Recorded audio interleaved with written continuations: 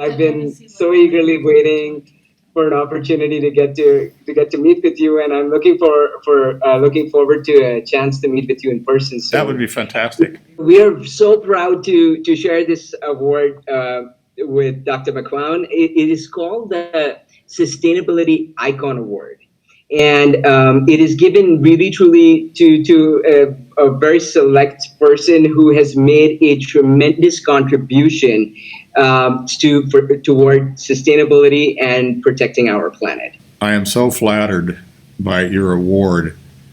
And when Pachi called me one day, we had a conversation about this. I mean, I couldn't even believe what he meant.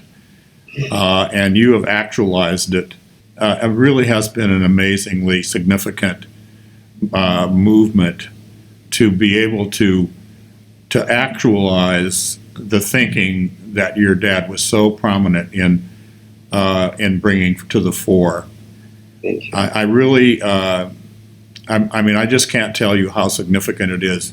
My father was hugely inspired by the Stone Age farm that Dr. McQuown and his wife Leslie set up, and the fact that it is really an example of leadership at so many levels in terms of sustainability.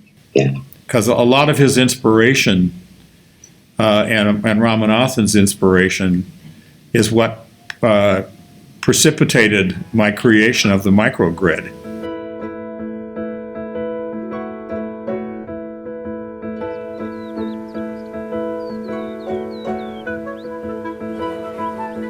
This is such a creative, special place. It's like a gift to the energy industry.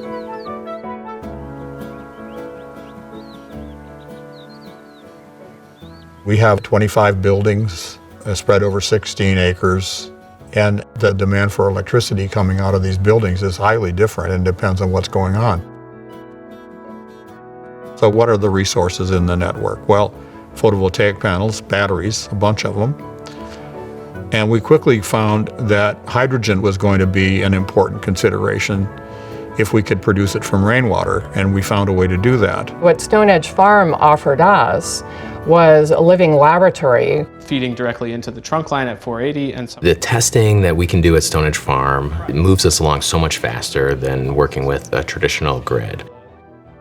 He said from the beginning, this is an open IP project, meaning that if you invent something, you keep it and you can do whatever you want with it. Just make sure you can change the world.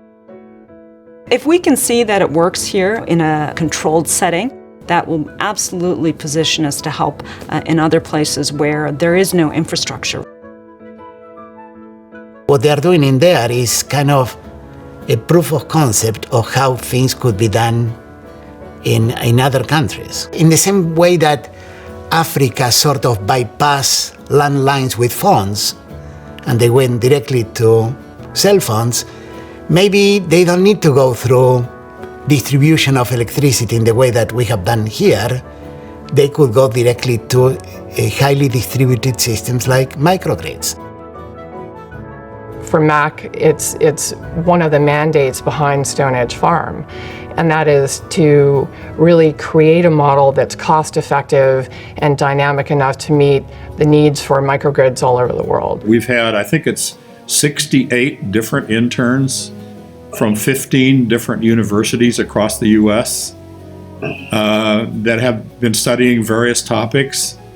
They come and have an internship for either 3 or 6 months, and they get their fingernails dirty working on actually getting things done and learning how the technologies work. That is actually a living, breathing example of the pop movement. This is exactly it. This is what it's all about. This is probably the most rich learning environment that they could get, especially as young interns, because it changes your life forever. The rest is history.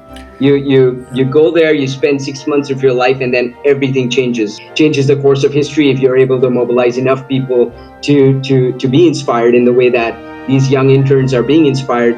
The crucial thing when push comes to shove is the young people, and the idea that the pop movement has extended to 1.8 billion people, young people around the planet, is entirely indicative of where we have to go.